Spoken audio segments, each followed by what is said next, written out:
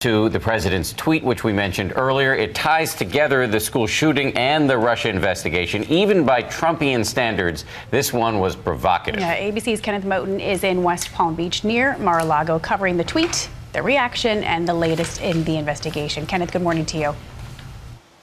Good morning, Paula and Dan. President Trump is just 40 miles away from Parkland right now at his Mar-a-Lago resort. He took one of the worst and deadliest mass shootings in U.S. history and connected it with his ongoing issues with the Russia investigation. Overnight, President Trump blasted the FBI over the Florida school shooting and the Russia investigation, tweeting, "Very sad that the FBI missed all the many signals sent out by the Florida school shooter. This is not acceptable. They are spending too much time trying to prove Russian collusion with the Trump campaign. There is no collusion."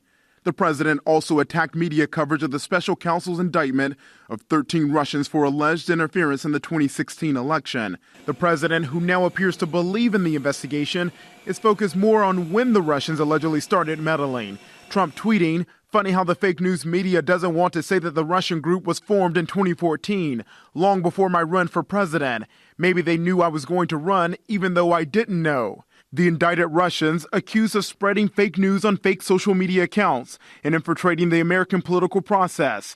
By summer 2016, investigators say the goal to disparage Hillary Clinton and support Donald Trump. In an interview set to air Monday, the vice president responded. There's no question that Russia sought to interfere, perhaps with other countries, in our electoral process, and it's absolutely essential that we take action.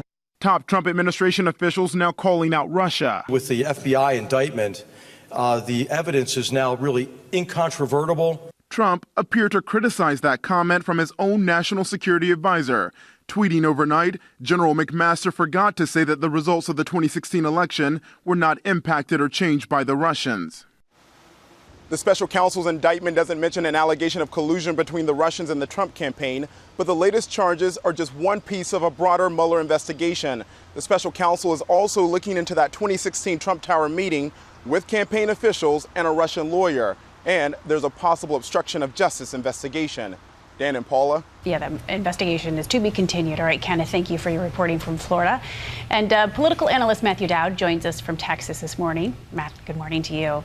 And let's jump right in and talk about that tweet with Trump calling out the FBI for missing the many warning signs of the Florida gunman. And Matt, considering the FBI has publicly admitted that they dropped the ball here, is the president's tweet smart politics?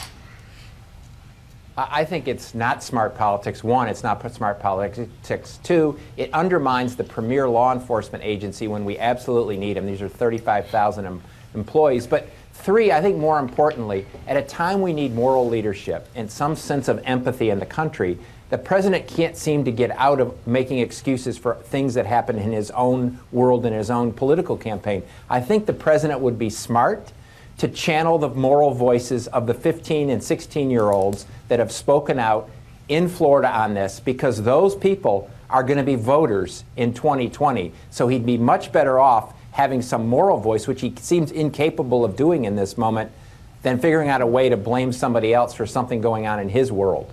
Matt, on the Russia story, we heard in Kenneth's piece, both the vice president and the national security advisor, H.R. McMaster, are now saying there's unequivocal evidence that Russia meddled in our politics.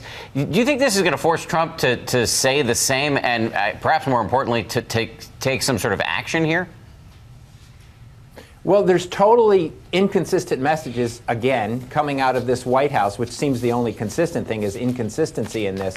You have a White House spokesperson yesterday who basically pointed the finger at the media and Democrats more than the Russians for what went on. Here's what we know, Paula and Dan. We know, one, the election in 2016 was decided by a few thousand votes. We know, two, that the Russians massively interfered in that election. Three, we know that communications and campaigns matter, so it probably had some effect on voters. And four, I think what the president is feeling, which he should, is there's some question on the validity of election with all those facts in play. I think that's the facts as we know them. Whether it overturned the election, he needs to confront the fact that there was an election that the Russians interfered with and speak out on it.